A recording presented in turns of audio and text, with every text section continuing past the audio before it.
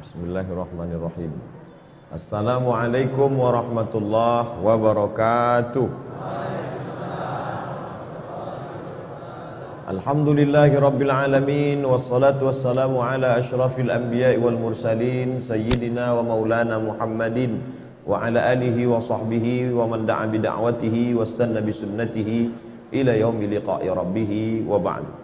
Subhanaka la ilma lana illa ma 'allamtana innaka antal alimul hakim. Rabbi shrah li sadri wa yassir li amri wa hlul 'uqdatam min lisani yafqahu qawli. Bapak Ketua beserta seluruh pengurus Masjid Raya Senapelan, bapak-bapak, ibu-ibu, alim ulama, cerdik pandai, tokoh masyarakat, hadirin hadirat yang besar tak dihimbau gelar, yang kecil tak dapat disebut nama. Insyaallah kita semua dimuliakan Allah Subhanahu wa taala. Amin ya rabbal alamin. Malam ini pertemuan yang kedua. Pertemuan dulu kita sudah bahas muqaddimah tentang apa itu hadis arba'un. Kemudian siapa penulisnya? Imam Yahya Ibnu Syaraf Ibnu Murri Ibnu Husain Ibnu Hasan An-Nawawi, meninggal 676. Malam ini kita akan masuk pada hadis yang pertama. Hadisnya disebutkan dalam kitab Sahih Al-Bukhari, juga ada dalam kitab Sahih Muslim. Kalau hadis itu ada dalam Sahih Bukhari, ada dalam Sahih Muslim, maka punya istilah khusus namanya muttafaqun alaih. Muttafaqun disepakati, alaih atasnya. Maksudnya Imam Bukhari dengan Imam Muslim sepakat memuat hadis ini dalam kitab mereka. Ini secara istilah para ahli hadis. Nanti kalau jumpa istilah dalam kurung HR muttafaqun alaih, apa artinya nih Pak Ustadz? Oh, muttafaqun alaih disepakati atasnya. Apa maksud disepakati atasnya? Sepakat Imam Al-Bukhari dan Imam Muslim memuat hadis ini dalam kitab mereka. Siapa periwayatnya? Sahabat Nabi sallallahu alaihi wasallam bernama Umar ibnul Khattab. Orang Arab itu punya kunyah, punya lakab. Lakab dia, gelar dia Al-Faruq. Kenapa disebut Al-Faruq? Diambil dari 3 huruf, Faraqa. Faruq artinya pembeda antara hak dengan batil, karena dia orangnya asyidda'u 'alal kuffar, tegas kepada orang kafir. Maka dia digelar dengan Umar Al-Faruq. Makanya ada nama orang. Siapa nama dia? Umar Al-Faruq. Bahkan dulu ada artis namanya Umar Faruq. Siapa itu? Umar Al-Faruq. Umar yang menjadi pembeda antara hak dan batil. Dia dipanggil Abu Hafs. Biasanya Abu itu nama anaknya. Misalnya nama anaknya Abdurrahman, maka dipanggil Abu Abdurrahman. Tapi ada juga karena sesuatu. Misalnya karena selalu membawa kucing, maka disebut Abu Hurairah. Abu Hurairah bukan arti bapak kucing. Nauzubillah, bapak kucing. Maksudnya di situ bukan bapak tapi pak kucing. Misalnya ada orang selalulah kemari bawa roti, bawa nasi, dikasihnya kucing-kucing. Di Masjidil Aqsa sekarang ada orang tua di Palestina memelihara kucing banyak. Nah, dipanggil orang, siapa tuh? Pak kucing. Karena dia selalu kucing. Orang Arab selalu menyebut orang yang berkumis itu Shanab. Siapa itu? Abu Shanab, Pak kumis. Itu siapa tuh? Pak hitam. Entah apa ya, kulit dia begini. Mohon maaf kalau ada nama yang Pak hitam. Nah, jadi Umar ini dipanggil, Nabi yang memanggil dia Abu Hafs. Hafs artinya singa. Abu Hafs artinya singa. Kenapa? Karena garangnya. Dulu sebelum masuk Islam dia pemenang gulat di pasar Ukaz. Di Makkah itu ada satu pasar namanya pasar Ukaz. Kalau di Pekanbaru ada namanya pasar Senapelan, pasar bawah. Di pasar Ukaz itu setiap tahun diadakan lomba gulat. Juara bertahannya Sayyidina Umar Ibn Khattab, menang tiap tahun. Umur dia ketika Nabi dapat wahyu, beda umur dia dengan Nabi 20, bedanya 13 tahun. Kalau Abu Bakar sama Nabi bedanya 2 tahun. Jadi ketika Nabi berumur 40 tahun dapat wahyu, maka Abu Bakar umurnya 38 tahun. Sedangkan Umar dengan Nabi jarak umurnya 13 tahun. Jadi ketika Nabi dapat wahyu umur 40 tahun, maka umur Umar waktu itu 27 tahun. 27 kalau sekarang ya masih anak muda lah. Selesai S1 23, ambil S2 3 tahun 26, kemudian sedang S3 semester 2 27 tahun. Anak muda sedang segar-segarnya. Itulah dia Umar bin Khattab, pemenang juara gulat bertahan. Maka ini Umar bin Khattab, Nabi ingin betul supaya dia ini masuk Islam. Sampai Nabi berdoa, Allahumma a'izzal Islam bi Umaraini. Tolonglah Islam ini dengan dua Umar ya Allah. Ada 2 Umar di Makkah yang waktu itu hebat betul. Ya Allah, tolonglah Islam ini, kalau masuk Islam 2 Umar ini, insya Allah kuat Islam ini. 1 Umar bin Khattab, 1 Umar bin Hisham. Kalau saya sebut Umar bin Hisham banyak orang tak tahu. Tahu Umar bin Hisham? Tidak. Kalau saya sebut nama kerennya tahu. Umar bin Hisham, Abu Jahal. Sedangkan ini Abu Hafs, Abu Jahal, si goblok, bodoh. Abu Jahal itu apa artinya Ustaz? Bongak. Sedangkan ini Abu Hafs, singa, perkasa. Nabi minta pada Allah, ya Allah, kalau bisa 2 orang Umar ini masuk Islam, mantap Islam ini. Dan Umar bin Khattab masuk Islam. Abu Jahal mati dalam keadaan kafir. Tapi masuk Islamnya tak cepat, lama. Tahun 1 tak masuk Islam. Tahun beda dengan Abu Bakar. Abu Bakar tahun 1 langsung masuk Islam. Tahun 2, tahun ke-6 baru dia masuk Islam. Dia memusuhi Islam. Siapa yang masuk Islam, ada budak dia, hamba sahaya dia masuk Islam, habis disiksanya. Lalu kemudian pernah satu hari dia mau membunuh Nabi Muhammad. Keluar dari rumah, dicabutnya pedang.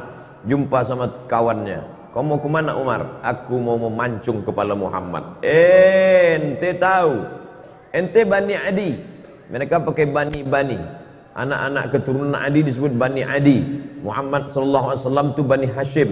Muhammad bin Abdul Muttalib bin Hashim bin Abdi Manaf. Maka dia Bani Hashim. Kau mau membunuh siapa? Aku mau membunuh Muhammad. Kau tahu tak Muhammad itu siapa? Muhammad, anak Abdullah, anak Abdul Muttalib, anak Hashim, anak Abdi Manaf, anak Qusay. Qusay itulah yang membangun kota Makkah ini. Kalau sampai anak cucu kemanakan mereka ini mati, ente habis nanti. Akhirnya tak jadi dia bunuh Nabi Muhammad sallallahu alaihi wasallam. Suatu hari dia bertamulah ke rumah adiknya. Nama adiknya Fatimah bintil Khattab. Nama dia Umar bin Khattab. Fatimah bintil Khattab ini punya suami namanya Said. Dia dah dapat kabar si Said sama adiknya ini masuk Islam sudah. Tapi berita itu masih isu lagi. Masih infotainment. Masih was-was. Maka datanglah dia bertamu, kebetulan si Said sama Fatimah sedang baca Quran. Tapi suara mereka pelan-pelan. Nama penjaganya namanya Khabbab. Khabbab, ya, adikku tadi baca apa? Tak ada, kata Khabbab. Tapi aku dengar sesuatu. Masuk dia ke dalam, ditinjunya adiknya itu. Pertama adik iparnya dia tinju. Tentu menang, dia pemenang gulat tiap tahun. Habis dia tinju adik iparnya, lalu kemudian adik dia perempuan yang lemah tu dia tinju. Tapi kemudian dia tengok tak ada rasa takutnya.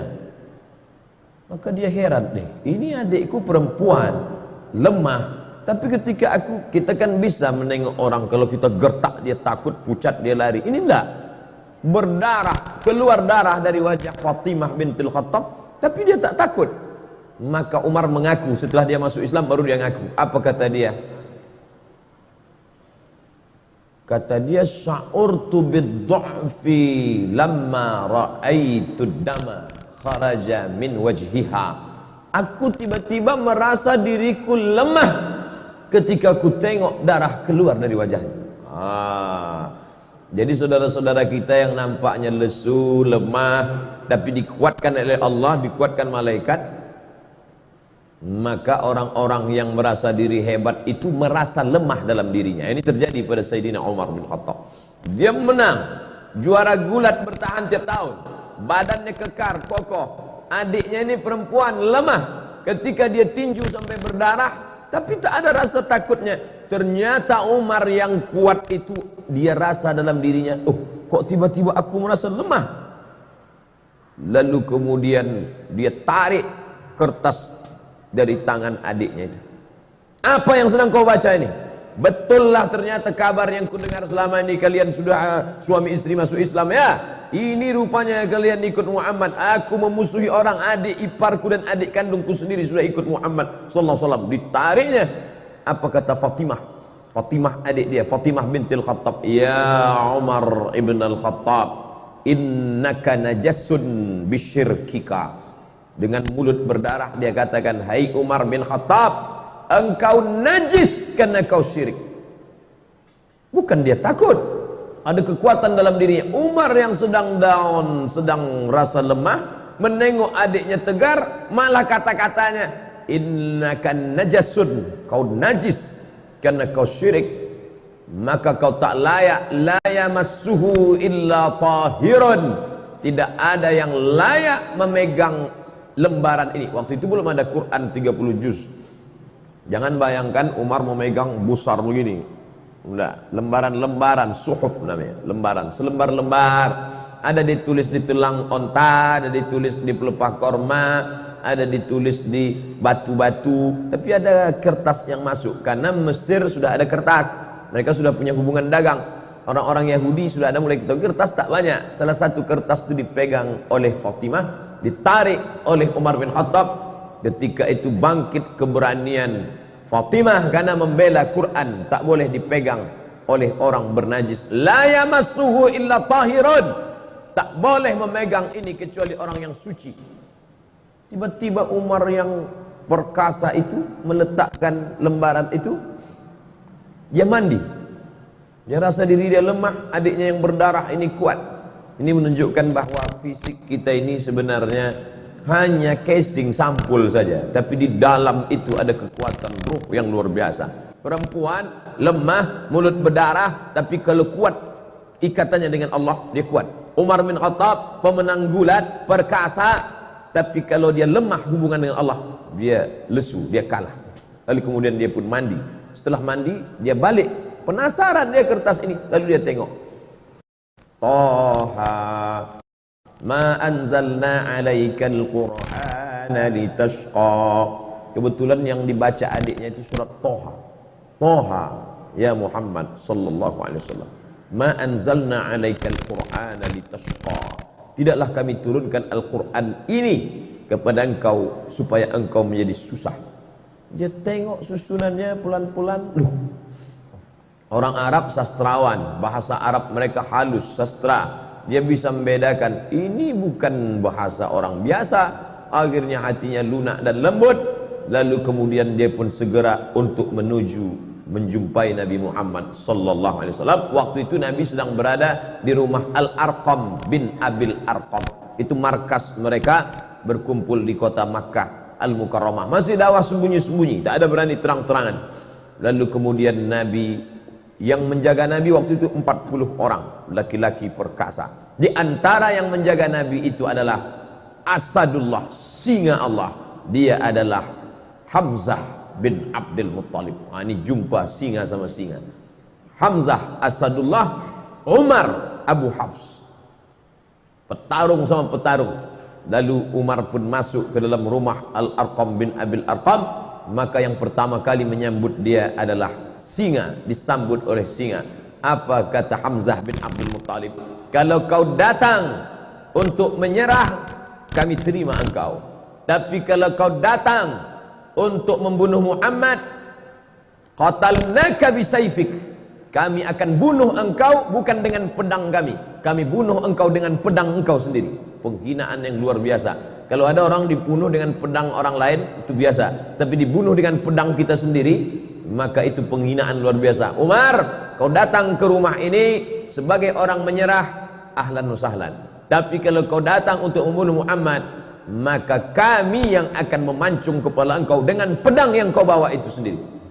Lalu kemudian Nabi mempersilakan dia masuk. Silakan dia masuk. Kemudian setelah dia masuk, Nabi bertanya, "Ma ja'a bik?" Apa yang membuat kau datang kemari?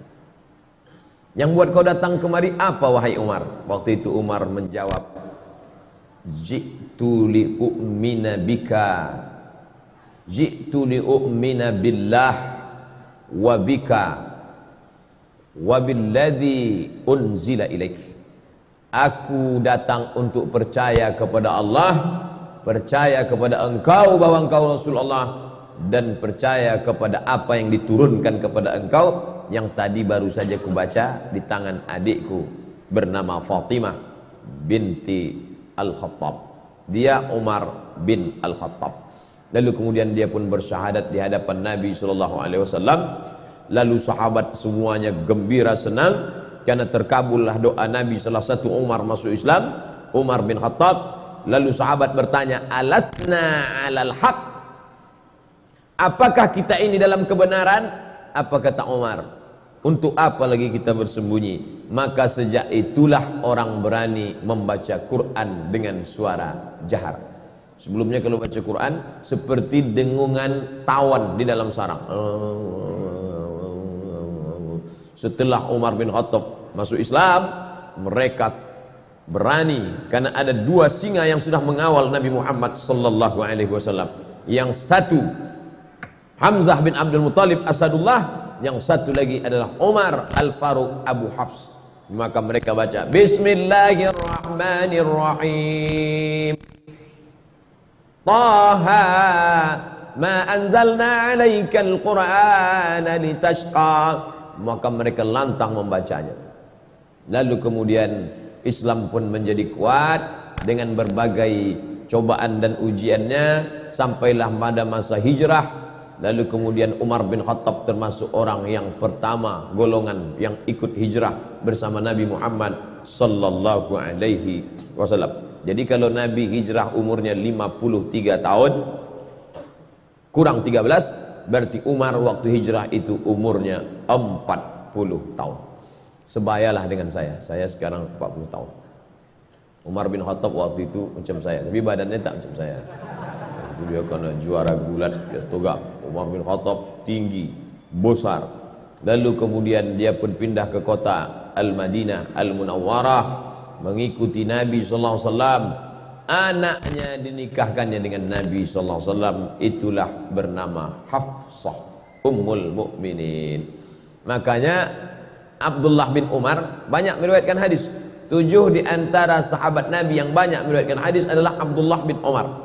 Kenapa Abdullah bin Umar bisa banyak hadisnya? Karena dia punya kakak menikah dengan Nabi, maka dia bebas main jalan di rumah Nabi, yaitu Hafsah. Maka Nabi itu abang ipar dia. Lalu kemudian setelah Nabi meninggal, naiklah penggantinya, yaitu Abu Bakrin As-Siddiq. Bermusyawarah mereka di satu tempat namanya Saqifah Bani Sa'idah. Nanti Bapak Ibu pergi umrah, ini Masjid Nabawi mengarah ke kiblat, tengok di sebelah kanan masjid. Setelah keluar dari pintu Babus Salam, terus saja setelah Museum Al-Quran, Museum Asmaul Husna, di sana itu ada taman, hotel keliling, tapi yang di situ tetap taman, memang tak boleh dibangun. Itulah dia Saqifah Bani Sa'idah. Di situ mereka bermusyawarah siapa yang akan mengganti kepemimpinan Madinah setelah Nabi Muhammad sallallahu alaihi wasallam meninggal. Naik Abu Bakar Siddiq 2 tahun, meninggal Abu Bakar, dilantiklah Sayyidina Umar. Khalifah artinya pengganti. Meninggal Nabi, penggantinya bukan pengganti Nabi, karena Nabi la nabiyya ba'dah. Tak ada nabi sesudah Nabi Muhammad sallallahu alaihi wasallam. Maksud khalifah di situ adalah pengganti kepemimpinan politik. Maka digantikan oleh Sayyidina Abu Bakrin As-Siddiq. Setelah Abu Bakar meninggal, naik pengganti Abu Bakar, maka nama menjadi dua. Kalau Abu Umar, Abu Bakar, Khalifatu Rasulillah, pengganti Rasulullah. Ketika meninggal Abu Bakar, naik Umar, namanya terlalu panjang, Khalifati Rasulillah, penggantinya Rasulullah. Maka ini namanya tidak menarik. Masa namanya siapa itu? Khalifahnya Rasulullah. Nanti kalau tiga, Khalifah Rasulullah. Maka muncullah nama baru, dia dipanggil dengan Amirul Mukminin. Dialah pemimpin pertama yang dipanggil dengan Amirul Mukminin, Umar ibn Khattab. Kalau Khalifah, Abu Bakr As-Siddiq. Amirul Mukminin, Umar bin Khattab. Di masa pemerintahan Umar bin Khattab muncul ijtihad baru. Pertama, dibentuknya syurtah, polisi. Pada masa Abu Bakar tak ada. Pada masa Umar, situlah ada kepolisian kota Madinah Al-Munawwarah.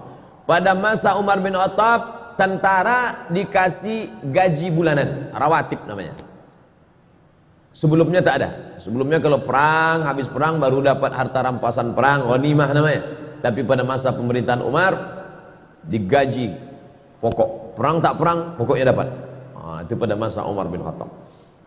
Pada masa Umar bin Khattab dibangunlah rumah wakaf. Sebelum itu tak ada. Sebelum itu Baitul Mal saja, tapi ini khusus dibuatkan rumah wakaf. Pada masa Umar bin Khattab pula dibangun diwan. Diwan itu kantor. Sebelumnya tak ada kantor. Zaman Nabi tak ada kantor. Zaman Abu Bakar tak ada kantor. Setelah itu pada masa Umar bin Khattab ada kantor administrasi negara, tertib administrasi, ada berkas-berkas, ada pegawainya, ada karyawannya, ada gaji tetapnya. Dan pada masa pemerintahan Umar bin Khattab, Islam tersebar.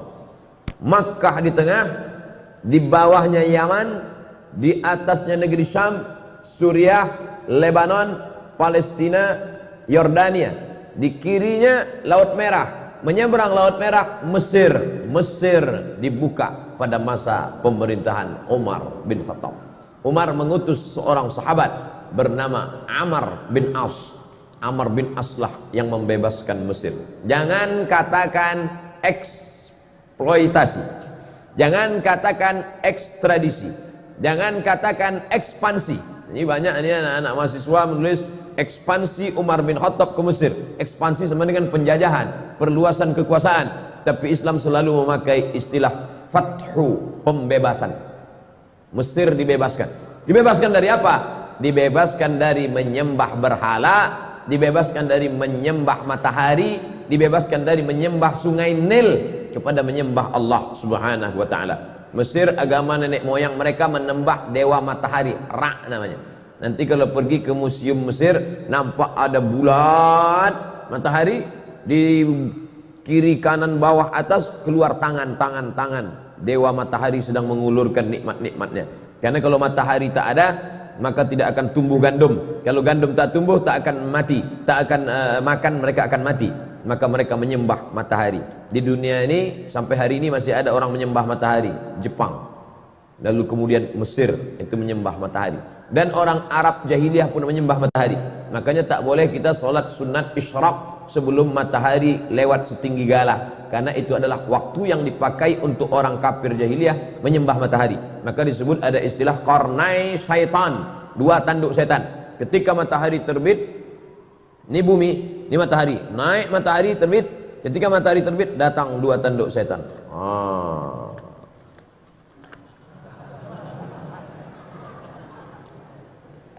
Alhamdulillah kita tak ada menyembah matahari lagi. Buya Hamka dulu pernah dipaksa untuk menyembah matahari. Ai, kata penjajah Jepang, tak mau Buya Hamka. Ini tentang menyembah matahari. Lalu kemudian masuklah Kristen ke Mesir, dan orang Mesir pun beragama Kristen Ortodok Koptik, tidak Katolik. Sedangkan Romawi Katolik. Mesir Koptik, beda mazhab. Maka Katolik menjajah Koptik. Begitu ceritanya. Orang Koptik Mesir ini merasa terjajah oleh Romawi yang Katolik. Datanglah Islam membebaskan mereka dari penjajahan. Bukunya ditulis oleh Syekh Muhammad Al-Ghazali, gurunya Syekh Yusuf Al-Qaradawi. Makanya Mesir itu masuk Islam tidak dengan perang. Kenapa? Karena mereka merasa dibebaskan oleh orang Islam. Ketika datang Inggris setelah zaman kemerdekaan, datang Inggris bertahan di Mesir. Kata mereka, kami Inggris di Mesir bukan mau menjajah Mesir, tapi karena ingin menjaga saudara-saudara kami yang Kristen Koptik ini. Naiklah paus Mesir. Mesir punya paus sendiri. Dia tak mau ikut paus Benedictus Franciscus yang menggantikan Benedictus, menggantikan paus Paulus. Begitu sanadnya ke atas. Yang sekarang ini Franciscus menggantikan Benedictus, menggantikan Paulus, sampailah ke atas. Kami di sini bukan menjajah Mesir, kata orang Inggris. Kami di sini bukan menjajah Mesir. Kami mau menjaga keamanan saudara-saudara kami supaya jangan sampai dibunuh oleh orang Islam yang teroris-teroris ini, katanya. Maka naik paus Koptik ke atas mimbar Al-Azhar. Naik dia ke atas, apa kata dia? Kalau keberadaan Inggris di sini untuk menjaga kami yang Kristen Koptik, biarlah kami mati di tangan saudara kami yang Islam ini, karena kami dulu pun dibebaskan oleh mereka. Pidato itu dicatat dengan tinta emas. Makanya Islam kalau dia kuat, dia besar, dia justru menjadi rahmat bagi semesta alam. Bayangkan berkelahi antara Koptik dengan Ortodok, Ortodok Koptik berkelahi dengan Katolik, justru yang menolongnya adalah umat Islam. Bukti bahwa Islam tidak menghabisi minoritas. Sampai hari ini gereja-gereja tetap tegak di Mesir. Gereja paling tua gereja Saint Catherine yang ada di bawah bukit Jabal Musa. Nabi Musa menerima wahyu naik ke atas, di bawah itu ada satu gereja, gereja Saint Catherine. Saint perempuan suci, Catherine dia ditekan oleh penjajahan, lari dia buatnya situ gereja, masih ada sampai sekarang. Saya waktu naik ke atas bukit Tursina, kami tengok, loh kok ada gereja di bawah? Ini gereja Saint Catherine. Seandainya Umar bin Khattab waktu itu mau, bisa diratakannya semua. Itu yang kafir-kafir itu matikan mereka semua. Dah, mana? Islam pernah berkuasa di India, beratus tahun Islam berkuasa di India. Orang Hindu masih tetap ada. Kalaulah Islam itu ekstrim, tak ada lagi Sanjay Dutt, Shahrukh Khan, Amitabh Bachchan, udah habis itu semua udah. Islam berkuasa di Indonesia, bumi Melayu, kerajaan Siak Serindrapura, Candi Muara Takus. Bukti. Jadi bagi orang-orang yang masih juga mengatakan kami takut kalau Islam dibangkit, nanti Islam akan membunuh kami. Islam, ente kemana aja selama ini? Tak ente tengok bagaimana Mesir tetap tegak berdiri. Maka mereka berbondong-bondong masuk Islam karena Islam datang membawa rahmatan lil alamin. Lalu kemudian Palestina yang waktu itu dipegang kuncinya oleh Kristen Ortodok dan Islam menguasai Palestina dengan damai. Dia tak mau menyerahkan kunci ini kepada tentara-tentara. Apa kata pimpinan agama Kristen Palestina? Kunci ini hanya mau aku serahkan kepada Umar bin Khattab. Dia penasaran, mana Umar tuh, aku mau menengok Umar. Kalau mau kunci ini, datang kemari. Umat Islam kalau mau merampas kunci itu bisa aja, tariknya udah. Tapi Umar bin Khattab bijaksana, biar aku yang datang, kata Umar. Datanglah Umar. Dibayangkan si pendeta ini akan datang pasukan berkuda dengan baju besi, dengan tombak. Tunggunya lah, berkedip-kedip mata dia menengok, manalah Umar bin Khattab. Dari kejauhan ditengoknya onta satu ekor, ada dua orang. Yang mana Umar bin Khattab, kata dia. Dua orang ini ganti-gantian, kadang budaknya di atas, kadang Umar di bawah, kadang Umar di bawah, kadang budak di atas. Pas ketika mau dekat pintu Baitul Maqdis, giliran Umar di bawah, budaknya di atas. Tengoknya pakaian Umar biasa aja, disangkanya Umar pakai baju kebesaran, pakai jubah sutra, pakai cincin emas, pakai naik kereta kencana, feodal. Umar tuh low profile. Tengoknya Umar. Yang mana Umar bin Khattab? Ini dia. Ini Umar bin Khattab yang menguasai dari Yaman sampai ke Palestina, sampai ke Mesir itu. Ya, inilah dia. Kata mereka terkejut, Lalu kemudian Umar dipersilakan sholat di gereja tempat lahirnya Isa alaihissalam. Silakan Umar sholat. Umar tak mau. Sholat dia di depan gereja. Ini gereja, sholat dia di depan gereja.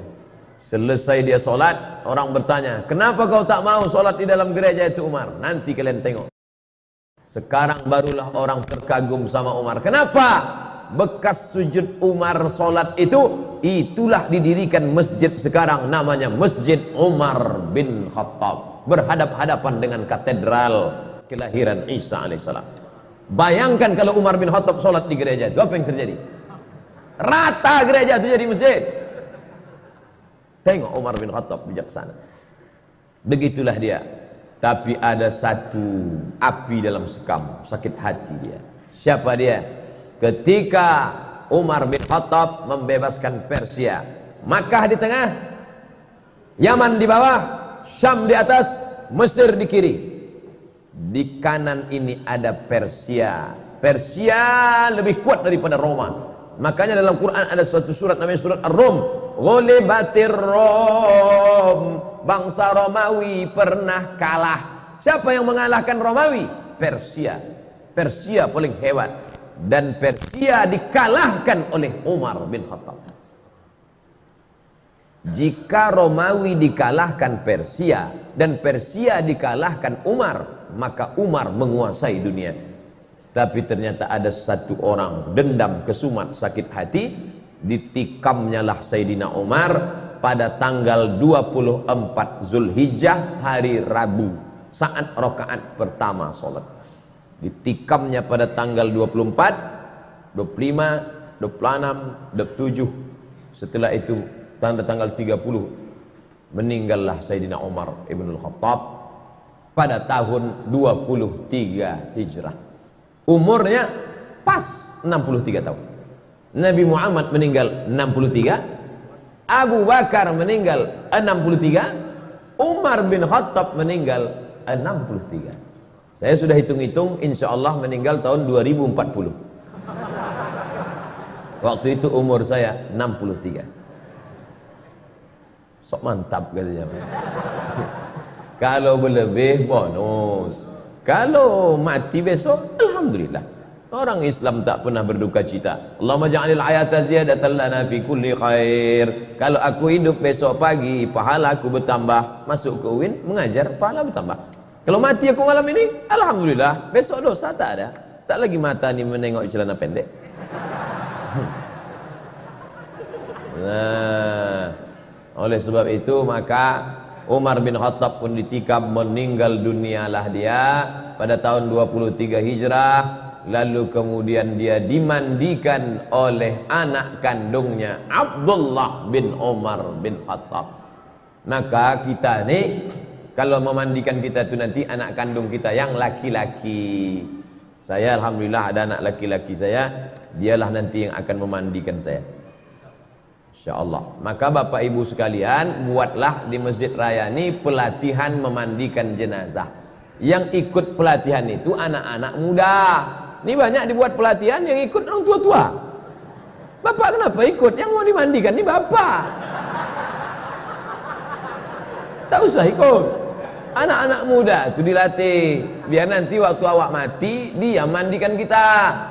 Kalau dia mandikan kita, takkan dia ambilnya gayung tinggi-tinggi. Di situ jenazah ayah sudah mau.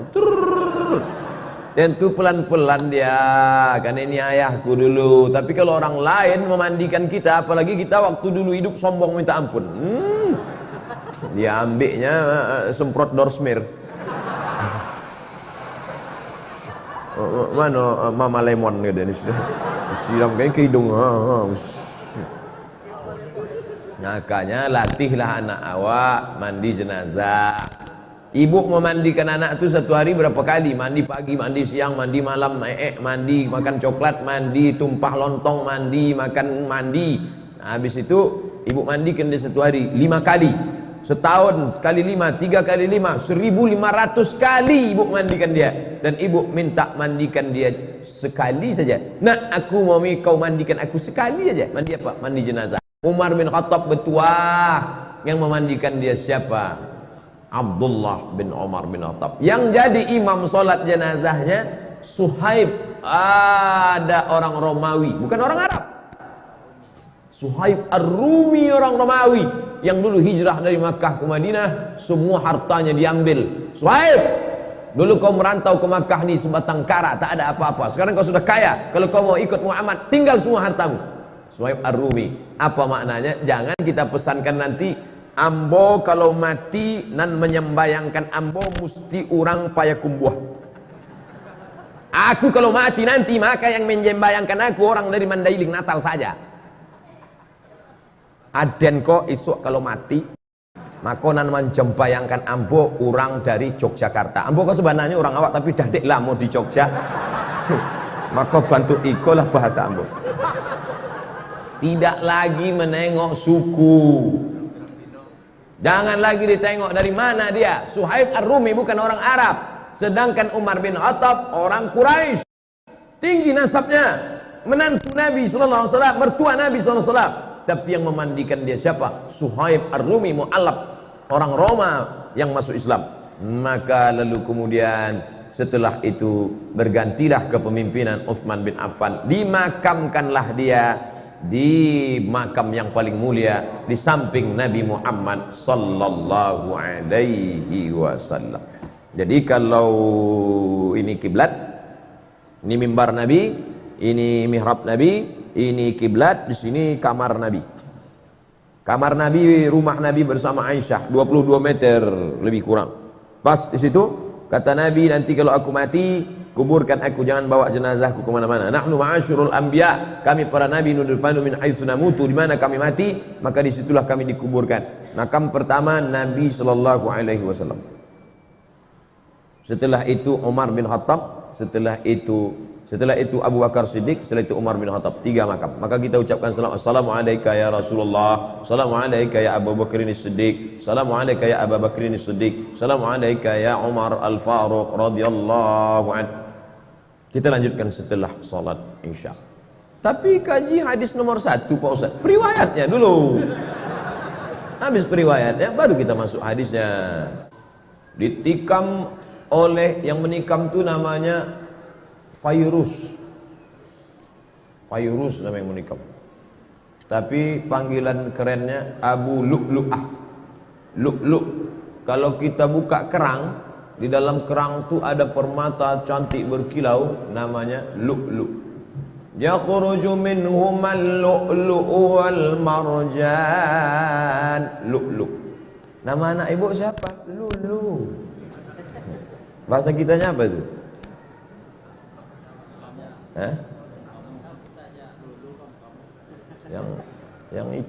Yang di dalam kerang itu apa namanya? Mutiara. Lu'lu'. Yakhruju minhumal lu'lu'. Abu Lu'lu'ah.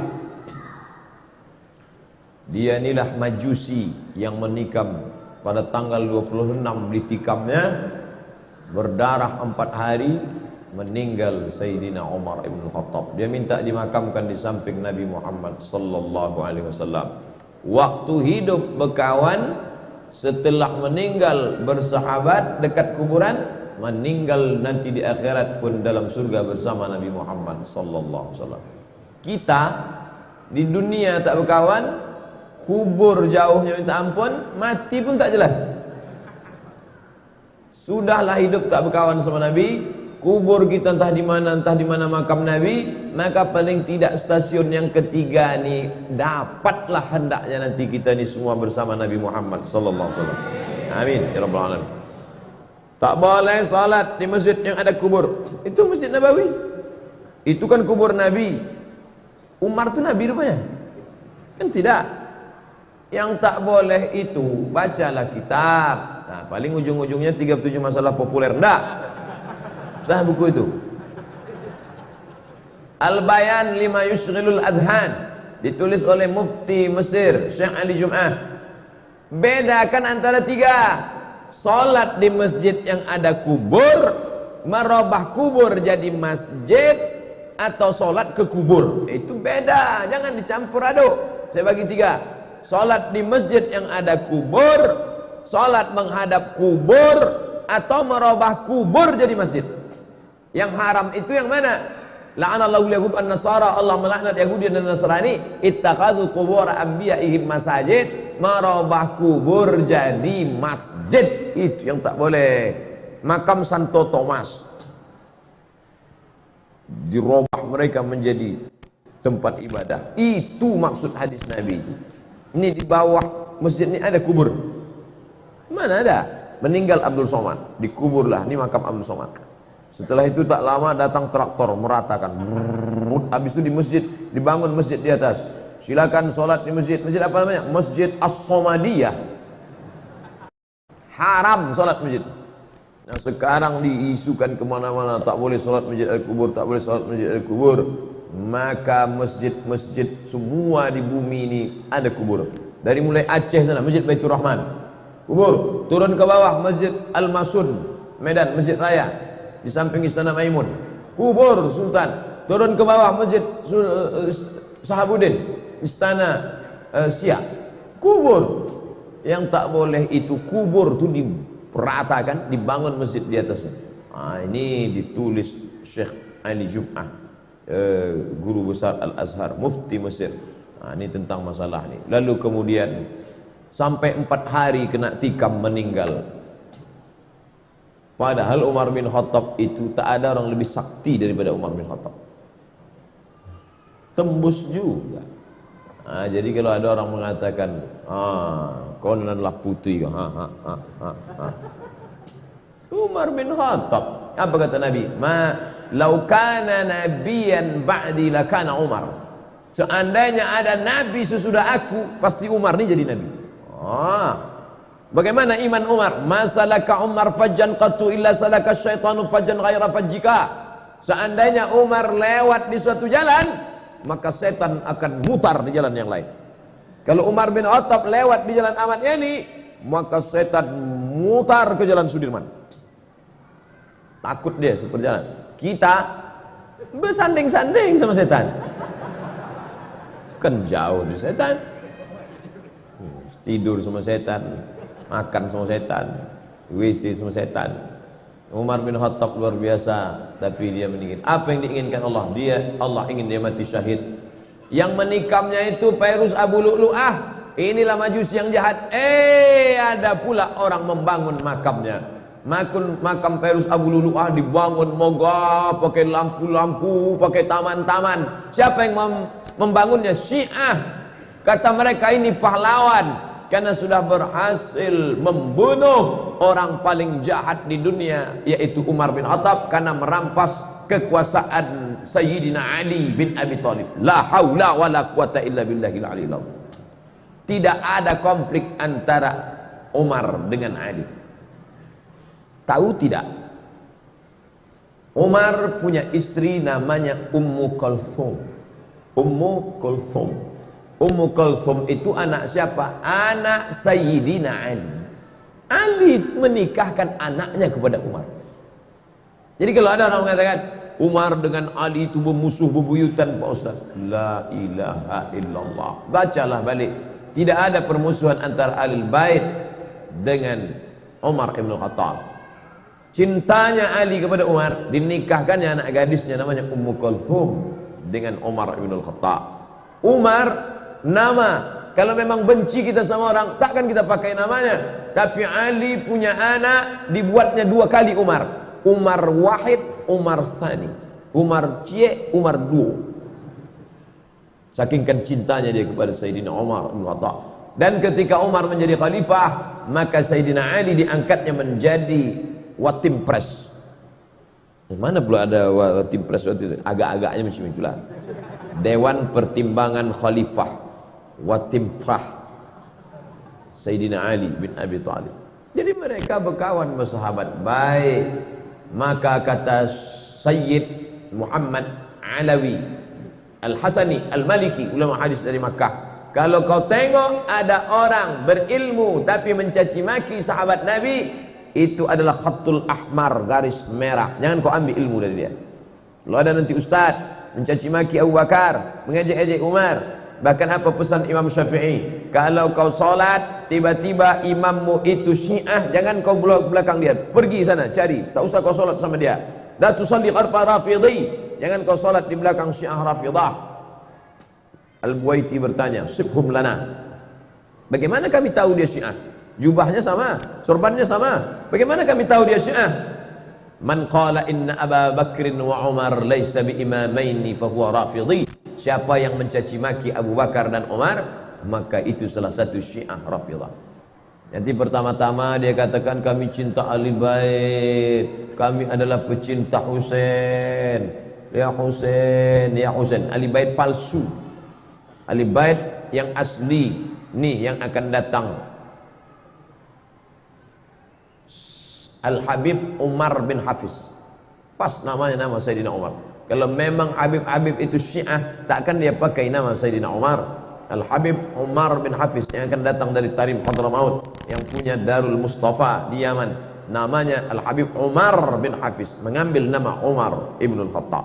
Oleh sebab itu maka jangan mudah terpukau dengan orang mengaku Ahlul Bait tapi mencaci maki sahabat Nabi sallallahu alaihi wasallam. La tasubbu ashabi, jangan kau caci maki sahabatku. Lau anfaqa ahadukum mithlu Uhudin zahaban, andai kalian bisa bersedekah emas sebesar bukit Uhud, belum tentu sampai setengah mudnya. Karena kita sekarang beramal tak ada tekanan, tapi mereka dulu as-sabiqunal awwaluna minal muhajirin wal ansar, mereka yang dulu masuk Islam dari kalangan muhajirin dan ansar, walladzina taba'uhum bi ihsan, dan orang setelah mereka yang ikut dengan ihsan kebaikan. Apa titel mereka? Radhiyallahu anhum wa radu an. Al-Khalifatul Awwal Sayyidina Abu Bakr As-Siddiq radhiyallahu an. Al-Khalifatul Tsani Sayyidina Umar ibn al-Khattab radhiyallahu an. Ini ada nama Umar sama Abu Bakar tak? Situ pun tak ada. Dulu untuk membedakan mihrab maka ditulis Abu Bakar, Umar, Utsman, Ali. Pernah tak tengok mimbar masjid ada Abu Bakar, Umar, Utsman, Ali? Itu untuk membedakan. Tapi bukan saya mengatakan ini masjid Syiah. Dah. Nanti mana tahu ada tengok kenapa mesti ditulis ini? Karena ada orang-orang yang anti dengan Abu Bakar dan Umar. Dah selesai. Dari tadi kami tunggu tak keluar juga hadisnya. Mana nih Ustaz? Kita kan cerita hadis. Dari mana hadis itu datang? Dari sanad. Sanad itu siapa? Orang. Al-isnad minad din. Sanad itu bagian dari agama. Fanzuru amman ta'khudhu dinakum. Maka kau mesti jelaskan sanadnya dari mana? Dari Sayyidina Umar ibnul Khattab. Bunyi hadisnya, sami'tu, aku dengar. Dayandongau, aku dengar. Sami'tu, aku dengar. Maknanya dia langsung, tak ada perantara. Dia sama Nabi SAW. Sami'tu Rasulullah SAW yaqul, ku dengar Nabi bersabda. Apa kata Nabi? Innama. Berapa kali kita jumpa dalam Al-Quran? Innama amwalukum wa auladukum fitnah. Innama yakhshallaha min ibadihil ulama. Innama dalam hadis, innama bu'istu liutammima makarimal akhlak. Apa itu innama? Only, hanya. Innama amwalukum wa auladukum fitnah. Anak dan harta kamu hanya menjadi fitnah. Innama yakhshallaha min ibadihil ulama. Yang takut kepada Allah itu hanya ulama, yang orang berilmu tentang Allah. Innama bu'istu liutammima makarimal akhlak. Aku diutus hanya. Maka dalam hadis ini diawali dengan innama. Ini bisa juga dipakai anak muda ketika dia mau menikah sama calon. Innama. Innama apa bang? Pokoknya innama lah. Rupanya dia mau mengatakan hanya engkau seorang, hanya. Cuma bahasa Arabnya baru sampai innama. Innama. Hanya. Innamal a'malu binniyat. Dalam satu riwayat, innamal a'malu binniyat. Bin niat, satu niat. Bin niat, niat. Muslimat, satu muslimat. Muslimat, banyak muslimat. Mukminat, satu mukminat. Mukminat, banyak mukminat. Tapi tidak semua yang panjang itu artinya banyak. Assalamualaikum, Assalamualaikum. Itu salah, tak betul itu. Jamak muannas salim artinya banyak. Hadirun laki-laki, hadirat. Innamal a'malu, kalau satu amal, kalau banyak a'mal. Amal bin niat. Dia baru dianggap sebagai amal kalau ada niat. Kalau tak ada niat maka tidak dianggap sebagai amal. Niat itu apa Pak Ustaz?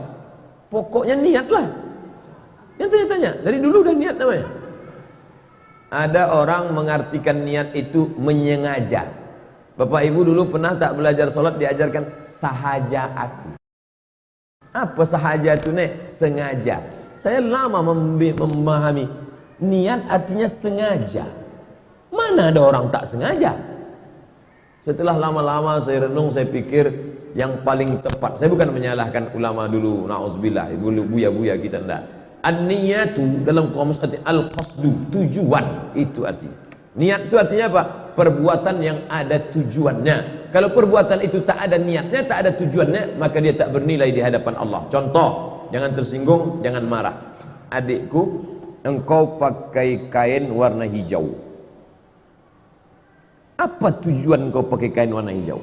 Maka dia akan menjawab, ku pakai kain hijau ini Pak Ustadz karena Nabi dalam hadis ala katifaihi, di atas pundaknya, ala mangkibaihi, di atas pundaknya burdatun khadra, karena di atas pundaknya ada kain berwarna hijau. Jadi tujuannya ku pakai kain ini karena aku ingin ikut sunnah Nabi, maka bernilailah amal itu. Kalau tak ada, kenapa kau pakai kain hijau? Kebetulan yang lain basah Pak Ustaz. Maka tak ada nilainya. Bapak kenapa berjubah malam ini? Gamis. Karena Nabi Pak Ustadz pakai jubah putih bersih, maka aku ingin ada tujuannya. Itulah dia niat. Maka niat secara bahasa artinya al-qasdu. Qasada maqsud. Maqsud jamaknya maqasid, maqaswi. Maqaswi. Apa tujuan kamu? Di An-Nur ada satu kajian khusus namanya fikih maqasid. Nama ustadznya Dr. Helmi Basri. Apa tujuannya? Tiba-tiba dihidupkannya keran. Dihidupkannya keran, dibasuhnya mukanya, dibasuhnya tangannya, diusapnya kepalanya, telinganya, terus kakinya. Kau tadi basah-basah kepala, tangan, kaki, itu apa tujuan? Tak ada, aku merasa kepanasan aja. Maka dia tak bernilai. Tapi ketika ada tujuannya, kenapa kau basahi tadi? Tujuanku mengikut Nabi Muhammad dan mencari ridha Allah subhanahu wa ta'ala. Jadi apa sebenarnya makna niat itu? Harus ada tujuan. Ustaz Somad tadi berangkat kemari, apa tujuan Ustaz? Saya mau mengajar. Kenapa Ustaz mengajar? Karena kata Nabi, naddarallahu ramra'an sami'a. Allah berikan kemuliaan orang yang pernah mendengar hadis lalu kemudian menyampaikannya kepada orang-orang beriman. Maka mesti diluruskan. Makanya kata Ustaz, marilah kita luruskan niat, jangan sampai niat kita ini rusak. Marilah kita berniat hanya karena Allah semata. Kalau boleh tahu Pak Ustaz, niat itu apa? Pokoknya niat ajalah. Tujuan. Kamu tadi datang ke An-Nur itu apa niat kamu? Mudah-mudahan jumpa sama dia yang kemarin nampak aku waktu acara. Bukan itu tujuannya. Al-qasdu artinya niat. Niat secara bahasa artinya al-qasdu, perbuatan yang ada tujuannya. Sedangkan secara syar'i arti daripada niat itu adalah qasdus syai'i muqtarinun bil fi'li. Begitu dalam mazhab Syafi'i. Ada tujuan dalam hati dan dia sejalan dengan perbuatan. Makanya diajarkan dalam mazhab Syafi'i kalau mau berwudu, di mana letak niatnya? Waktu bismillah. Bismillah.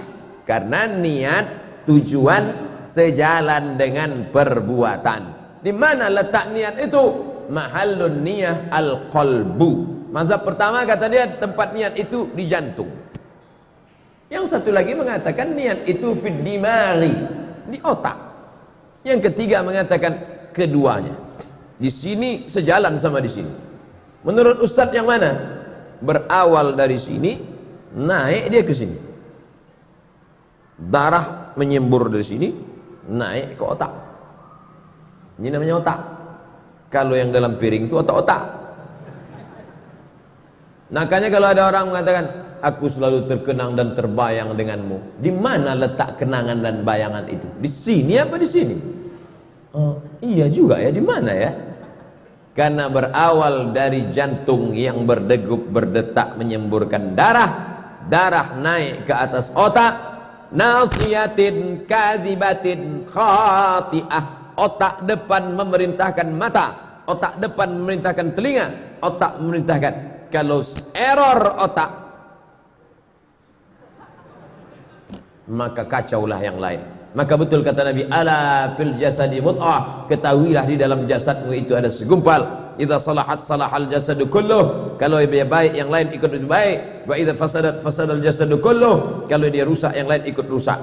Mana yang baik itu? Ini atau ini? Dari sini. Dari sini menyembur ke sini. Kalau error di sini, error ke sini, error ke sini, error ke sini, error lain-lain. Wah, sejalan antara medis dengan ucapan Nabi Muhammad sallallahu alaihi wasallam. Begitu dia mau ambil wudu, bismillah, disitulah dia, tujuanku berwudu ini karena Allah. Ketika mau salat, qasdul syai'i muqtarinun bil fi'li, tujuan sejalan dengan perbuatan. Yang mana salat itu mulai startnya dari takbir. Makanya dalam mazhab Syafi'i, niat itu sejalan dengan perbuatan. Allahu Akbar. Mazhab Syafi'i dimulai dari A, ditutup dengan bar. Allahu Akbar. Disitulah letak niat. Salat kau ini salat apa? Salat Isya.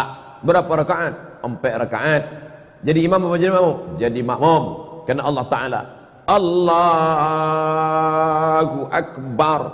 Qasdus syai'i muqtarinun bil fi'li. Ada tujuan. Solatnya solat apa? Solat Isya. Jadi imam apa menjadi makmum? Jadi makmum karena Allah Ta'ala, hanya engkau saja Allah. Allahu Akbar. Di mana letaknya? Di dalam. Tak kedengaran. Mana kedengaran? Walaupun pakai alat yang di rumah sakit itu. Coba aku dengar dulu Ustaz, ada tak niat Ustaz dalam? Mana dia dengar? Begitu dengar, kalau mikrofon yang mahal tuh bisa juga kedengaran. Ini tak mahal berarti. Qasdus syai'i muqtarinun bil fi'li. Nah, maka kata Imam Syafi'i, hadis ini sepertiga agama. Sepertiga agama Islam ada dalam hadis yang kita bahas malam ini. Kenapa? Karena perbuatan itu ada 3. Perbuatan hati, perbuatan anggota badan, tangan, mata, telinga, kaki, perbuatan lidah. Qauli, jawarih, qalbi. Rukun qalbi, rukun qauli, rukun jawarih. Rukun qalbi, khusyuk, niat. Rukun qauli, lidah bercakap Bismillahirrahmanirrahim, Alhamdulillahi Rabbil Alamin, Ar-Rahmanirrahim. Kenapa Ustaz baca? Saya mau nunjukkan bisa juga saya jadi imam. Rukun qalbi, rukun qauli, rukun anggota tubuh. Sujud, ujung lutut, ujung tapak kaki, ujung kaki, ujung lutut, ujung tangan, kening. Maka 3 perbuatan, hati, lidah, badan, sepertiganya itu ada di hati. Innal kalama la fil fuadi, sesungguhnya kalam itu letaknya fuad, dalam hati, dalam jantung. Wa innama ju'ilal lisan 'alal fuadi dalila, diciptakan lisan untuk mewakili apa yang ada di sini. Tapi tak selamanya lidah mampu mewakili apa yang ada di sini. Rasa itu letaknya di sini. Tapi rasa kalau diungkapkan dengan kata, kata selalu berdusta, karena kata tak bisa mewakili rasa. Mana buktinya? Seorang lelaki berkata, oh Adinda, kan ku nanti kau 1000 tahun lamanya. Apa kata bininya? Abang 1000 tahun, 60 aja batu. Maka ada orang yang tanpa berkata hatinya sudah kuat, Allahu Akbar. Tapi dalam mazhab Syafi'i, sebagian mazhab Hambali mengatakan mustahab dilafazkan di lidah. Untuk apa? Untuk menolak hati yang was-was. Allahu Akbar. Allahu Akbar. Allah. Maka untuk menguatkan, kau sembahyang apa? Usolli fardal isya'i. Berapa rakaat? 4 rakaat. Ada apa qadha? Adaan. Jadi imam apa jadi makmum? Makmuman. Untuk siapa? Allah Ta'ala lah. Lillahi Ta'ala. Allahu Akbar. Tapi jangan kau katakan kawan di sebelah tak berniat. Kawan saya yang di sebelah itu tadi Pak Ustaz, tak sah solatnya itu, tak berniat dia. Memangnya kau dengar dia berniat? Tak, dia tak pakai usolli. Usolli itu bukan niat. Niat itu di sini. Usolli itu talaffuz bin niat, melafazkan niat supaya menguatkan hati. Ada perempuan yang tak perlu disuruhnya suaminya melafazkan. Walaupun kau tak pernah mengatakan kau cinta padaku bang, tapi aku tahu kau mencintaiku karena setiap bulan semua kau kasih sama aku. Tapi ada perempuan yang tak percaya. Aku tak percaya kau mencintaiku, maka ku ingin kau mengungkapkan dan menuliskannya. Setiap dinding rumah kita kau tulis, aku cinta padamu, aku cinta padamu. Ada yang perlu diucapkan, ada yang tidak. Jadi kalau ada orang mengatakan tak ada itu melafazkan dengan lidah, ya, dia sudah kuat. Allahu Akbar. Tapi bagi sebagian lain, lidaf'il waswasah. Pernah tak Nabi melafazkan niat? Pernah. Mana? Labbaik Allahumma hajja. Pernah. Labbaik Allahumma hajja. Aku sambut panggilanmu untuk melaksanakan haji ya Allah. Tapi solat kan tak pernah. Maka ada yang pakai qiyas. Kalau dalam haji bisa, haji pun ibadah, solat pun ibadah, maka saya pakai qiyas. Yang ini tak mau pakai qiyas. Tak ada qiyas-qiyas dalam ibadah. Tak boleh qiyas. Qiyas dalam masalah hukum, ya. Masalah hukum kamput. Kenapa kamput bisa haram? Padahal kan tak ada kamput dalam Quran. Ya ayyuhallazina amanu kamput. Dari mana datang hukum kamput? Pakai qiyas. Qiyas hanya berlaku pada hukum. Adapun pada ibadah tak ada qiyas. Kata yang menolak qiyas dalam ibadah. Walaupun sebenarnya dia pakai qiyas juga. Mana contohnya? Waktu mau sujud tilawah.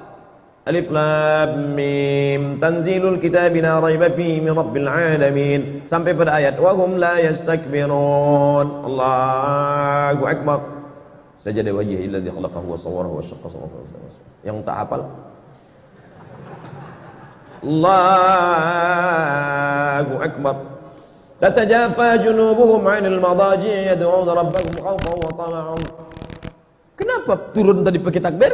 Kenapa tegak tadi pakai takbir? Mana hadisnya? Mana hadisnya? Mana ada hadisnya? Lalu kenapa turun pakai takbir, tegak pakai takbir? Karena Nabi setiap turun dan tegak pakai takbir. Apa namanya itu? Qiyas.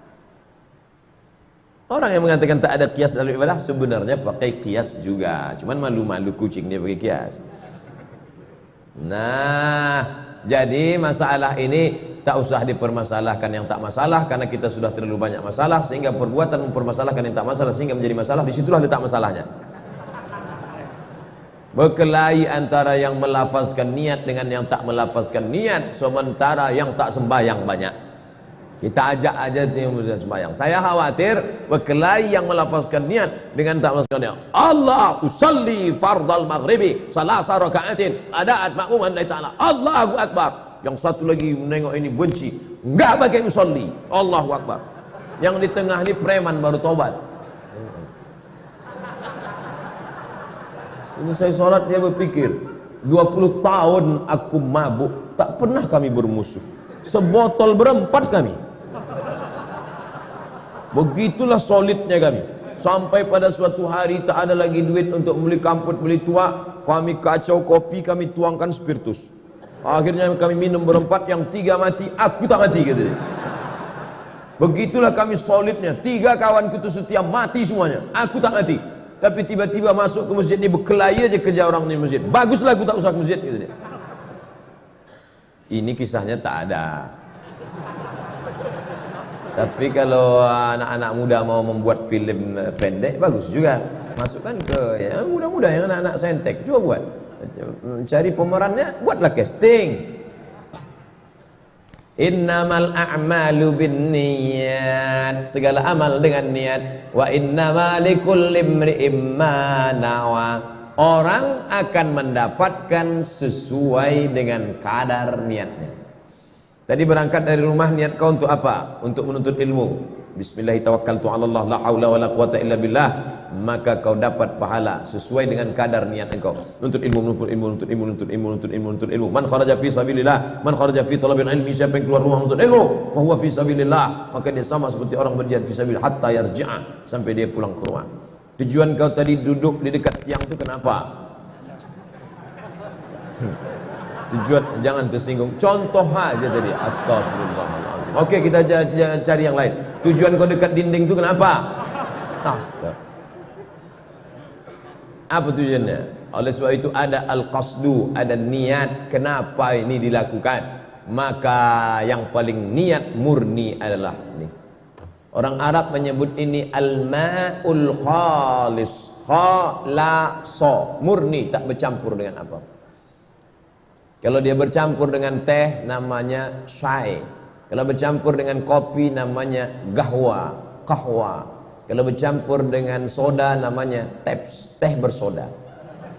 Ini tak bercampur dengan apa-apa. Orang Arab menyebutnya al-ma'ul khalis, air yang murni. Maka begitu dalam hatimu ada bercampur dengan yang lain, maka kau campakkan, kau kesampingkan, kau katakan lillahi ta'ala.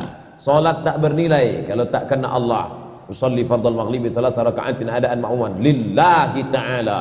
Puasa tak bernilai kalau bukan kena Allah. Nawaitu shauma ghadin ada'i fardhi syahri ramadan hadis sanati lillahi ta'ala. I'tikaf tak bernilai kalau bukan kena Allah Ta'ala. Nawaitul i'tikaf fi hadzal masjid lillahi ta'ala.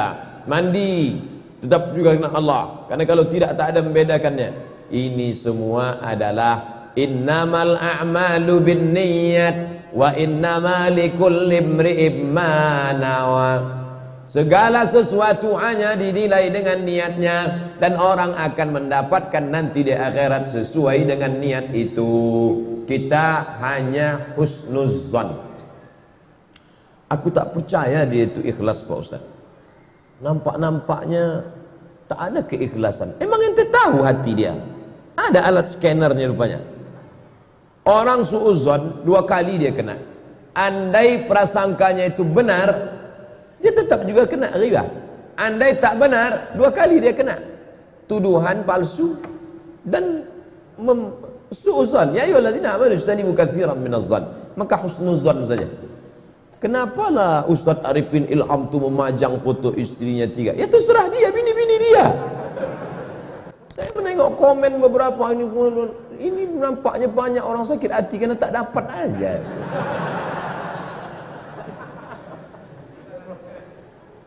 Memangnya kalau kita suuzon kita dapat apa? Bagus husnuzon aja. Husnuzon aja. Mudah-mudahan melimpah juga dia ke awak. Enggaklah, bukan itu tujuan. Innamal a'malu binniyat wa innama likulli imri'in ma nawa. Lanjutkan hadisnya. Faman kanat hijratuhu ilallahi wa rasulih.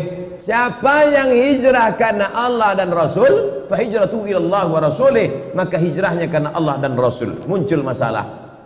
Ini tadi Ustaz cerita tentang salat, tentang zakat, tentang puasa, tentang mandi. Sekarang kok cerita tentang hijrah? Karena kronologis hadis ini keluar dari mulut Nabi saat akan pindah dari Makkah ke Madinah.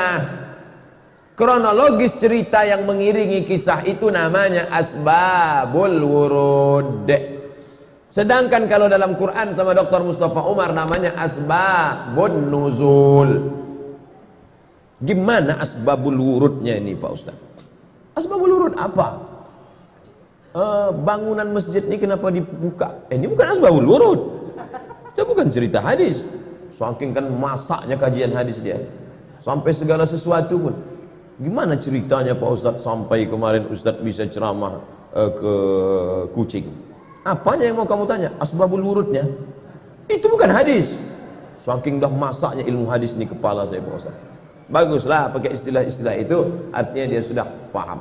Saya sambil jalan di An-Nur, Nampak saya ada anak muda di depan, saya jalan di belakang. Dia tak kenal sama saya. Karena saya waktu itu tak pakai peci, pakai kemeja, disangkanya mahasiswa semester 7. Anak muda laki-laki. Mereka cerita ngobrol, "Ini gimana nih kabar ini?" "Iya, ini mutawatir enggak?" "Udah mutawatir ini." Oh, berarti dah masa ilmu hadisnya. Kalau riwayatnya satu orang, siapa yang menceritakan ini? Ketua Irma, itu hadis ahad, gharib. 2 orang, Ketua Irma sama Ketua Podamara, itu berarti aziz. 3 orang, Ketua Irma, Ketua Podamara, Ketua FSRMM, berarti masyhur. Ini bukan masyhur lagi, ini sudah mutawatir katanya. Oh, berarti dah mantap ilmu hadis. Bapak Ibu yang dimuliakan Allah SWT, istilah-istilah dalam ilmu hadis, karena hadis ini ceritanya tentang waktu mau hijrah. Memangnya kenapa? Ada seorang laki-laki pindah dari Makkah ke Madinah karena mau nikah sama perempuan bernama Ummu Qais. Maka disebut dia muhajir Ummu Qais. Ikut hijrah bukan karena Allah, ikut hijrah bukan karena cinta sama Rasulullah, tapi karena mau menikahi Ummu Qais. Keluarlah apa kata Nabi, "Faman kanat hijratuhu ila dunya yusibuha." Siapa yang niatnya karena mau dapat dunia.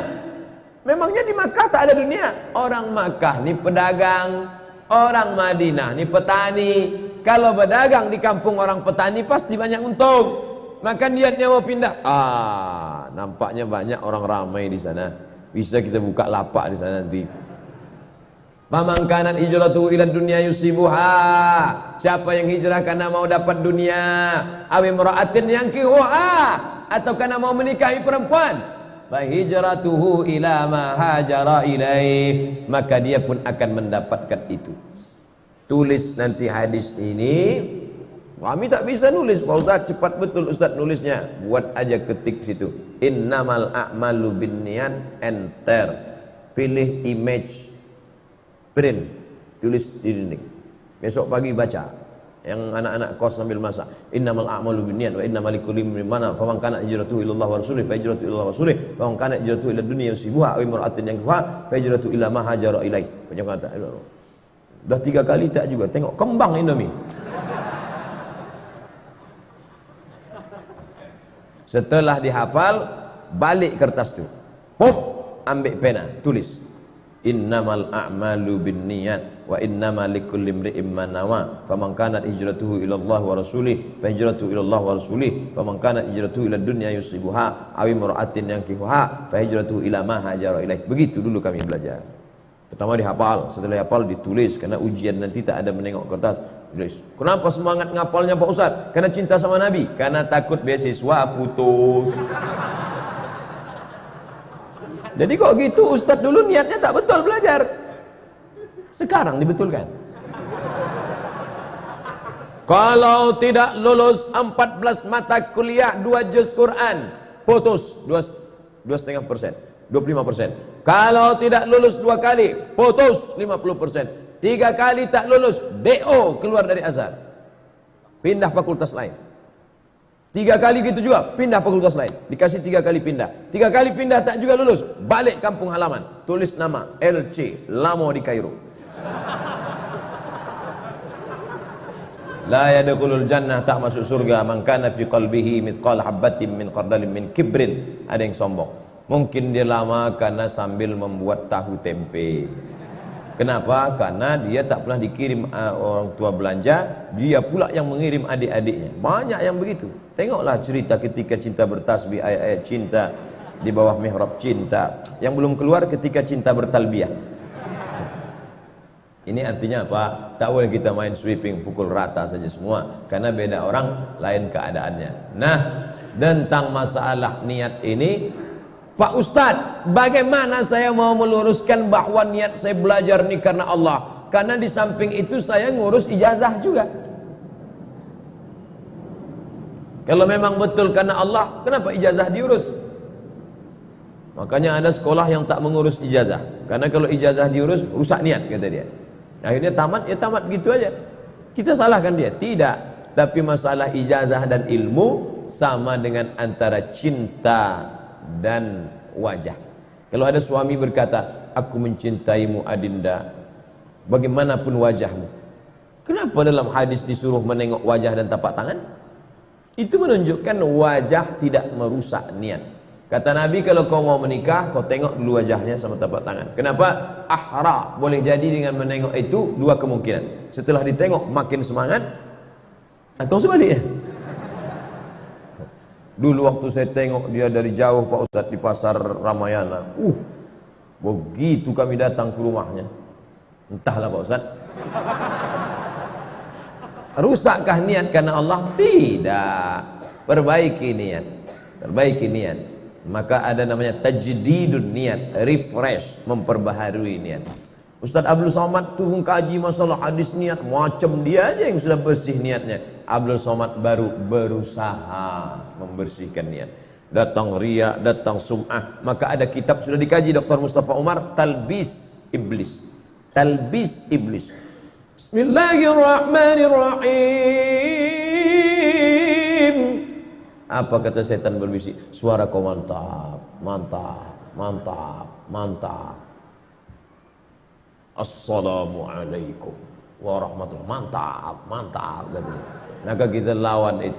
Begitu datang pula jamaah, Ustaz Somad, video yang baru di-upload kemarin, viewernya sudah 100.000 loh, bahkan ada yang 2 juta, apalagi like-nya. Mantap, mantap kata setan. Maka kita disuruh, bahkan dulu pernah saya mau stop ini, saya mau stop aja posting-posting ini, tak usah kita main ini. Sampai akhirnya datang kawan-kawan yang sudah tunggang langgang lintang pukang di dunia maya ini. Apa kata mereka? Kita berperang di sini Ustaz.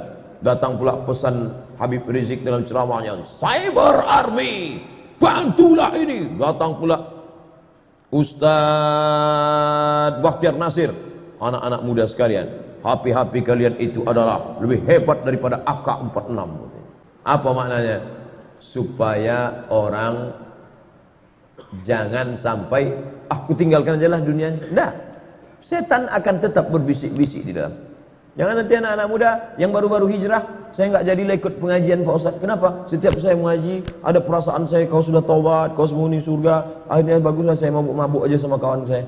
Lebih bersih lagi hati saya. Ini tak betul. Begitu dia sudah hijrah, dia pun ke masjid. Hayya 'alas salah. Dia pun ke masjid. Datang tetangga sebelah. Rajin sekarang ya.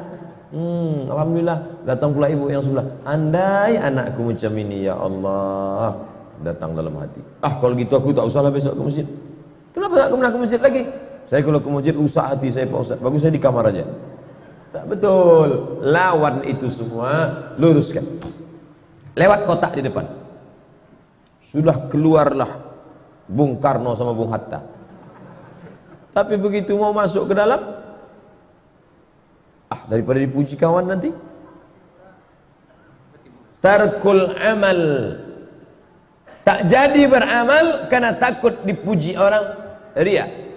Tak jadi beramal karena takut dipuji orang, riya. Wal amal li ajlihim syirk. Beramal supaya dipuji orang, syirik. Padahal kotak itu besar, pura-pura lambatnya.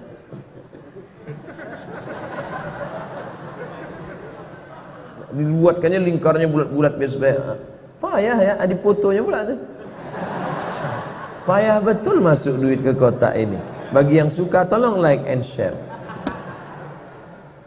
Kau tak jadi beramal karena takut dipuji orang, riya.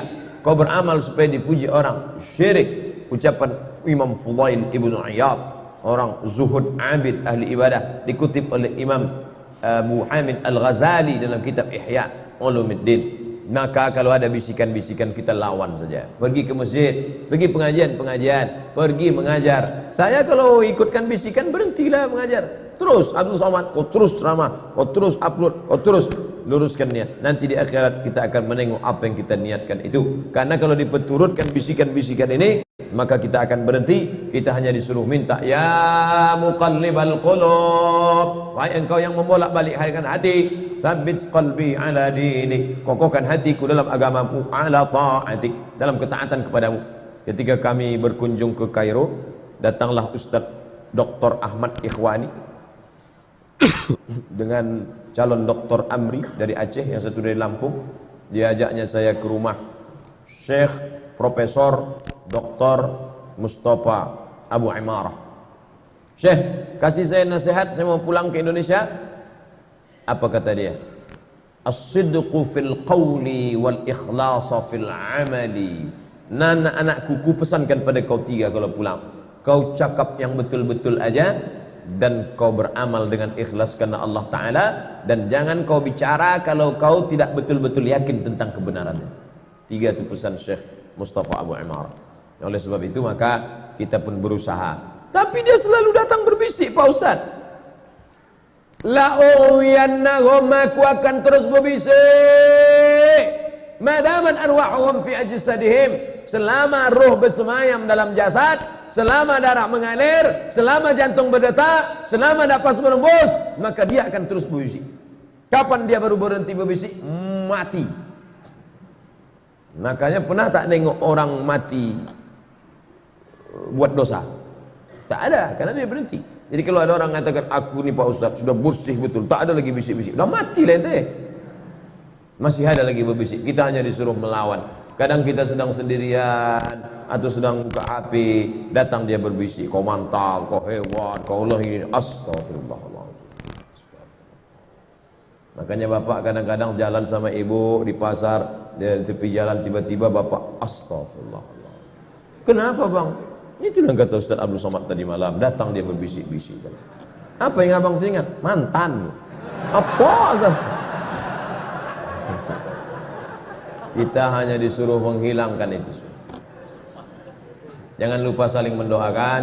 Nanti malam yang sholat witir, sholat tahajud, Allahumma rzuqna sidqa fil qawli, berikan kami benar dalam ucapan, wal ikhlasa fil amali, berikan kami keikhlasan dalam amal, karena itu yang bisa menolong di hadapan Allah SWT. Tadi malam selesai tazkirah, tausiah dengan Ustaz Azhar Idrus di Masjid Subang Jaya Al-Falah. Lalu kemudian pulang, sempat bersilaturahim dengan Al-Habib Ali Zainal Abidin, penasehat Darul Murtada di Kuala Lumpur. Saya tengok dah jam 12 malam, gimana nih bertamu jam 12 malam? Su'ul adab, tak beradab. Rupanya saya su'uzon, dia sudah tegak menunggu di pintu. Oh gitu, dan kami pun masuk ke dalam, sudah akan duduk minum. Terakhir, Allah Ali ya Habib, doakan kami supaya bisa as-sidqa fil qaul, benar dalam ucapan, wal ikhlasa fil amal. Kita saling mendoakan. Itulah yang dapat saya sampaikan malam ini. Yang baik datang dari Allah, yang tak baik dari hamba Allah yang dhaif. Tausiah dari maghrib ke isya, disambung agak sedikit dari isya, kemudian yang sesi ketiga tanya jawab. Kalau ada, kalau tak ada kita tutup, kita pulang langsung. Terima kasih. Wassalamualaikum warahmatullahi wabarakatuh.